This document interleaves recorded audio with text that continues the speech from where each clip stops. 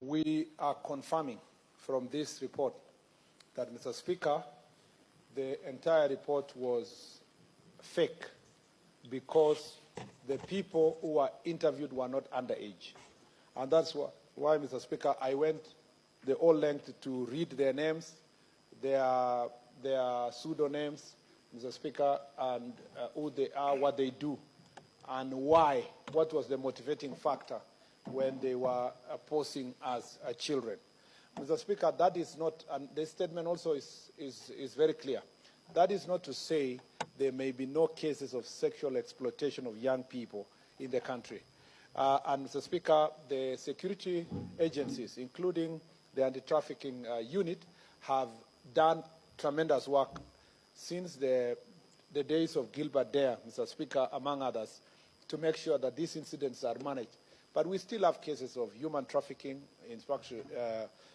including those that come from neighboring countries passing through Kenya, or Mr. Speaker, young people that are being lured. They may be no underage, but being lured also for jobs abroad, and they suffer. And I answered questions in this chamber before relating especially young people from the northern part of the country.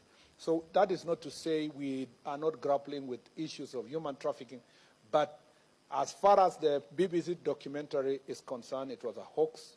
It was Mr. Speaker, planned, executed in a manner to portray that there were underage girls that were, going through sexual exploitation, while in reality the people who were playing the game knew that they were not. Now, on the part of BBC, insofar as media ethics is concerned, it remains at large there to know whether, the first question is, why would someone promise financial reward in case information is going to be shared?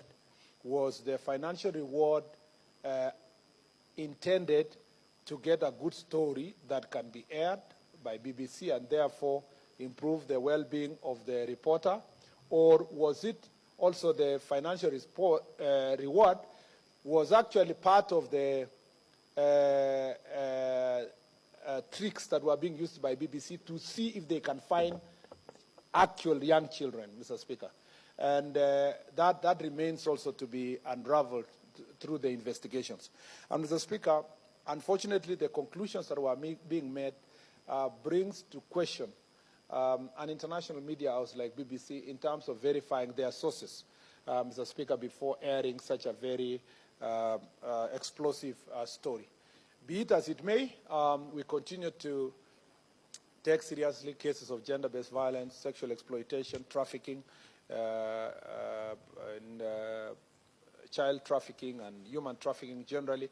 We take them seriously, Mr. Speaker, whether or not it was contained in the BBC documentary, because it's a human rights issue and it is organized transnational crime that we must deal with together. And we all know that there are actual challenges where children are trafficked. And therefore, Mr. Speaker, it doesn't stop the fact that the Mahiu incident, the BBC report was a hoax, does not mean that we sleep and don't do the job that we are expecting. You know, I've come to observe that people ascribe to things that don't understand to the devil.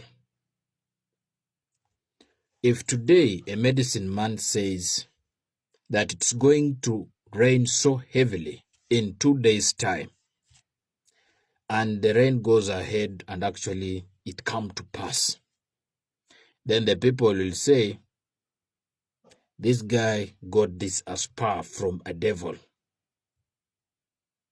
But if a meteorologist says that in 2 days' time it's going to rain so heavily, and actually it does, then people will say that he really studied science very well. Everything in this country has now been politicized in whichever way.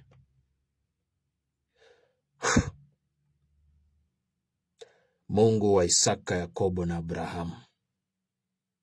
Shuka Baba. Ni mengi tumeyaona hapa duniani, haswa Kenya. Ni wakati wako kushuka we mwenyewe na utusaidie, kwa sababu maombi tumeyaomba, vituko tumeviona, hadithi tumezisikia, mafumbo tumefumbiwa, matusi tumetukanwa. Hamna lolote ambalo hatujaliona hapa duniani. Wakati wako Mfalme, njoo sasa unene nasi ana kwa ana. Labda tutaelewa kile kinachoendelea kwa sasa. Dear Kenyans, I lack what to say. Maybe I'm dreaming. I'll wake up one day. Maybe I'm in a different world. It's okay. It's okay.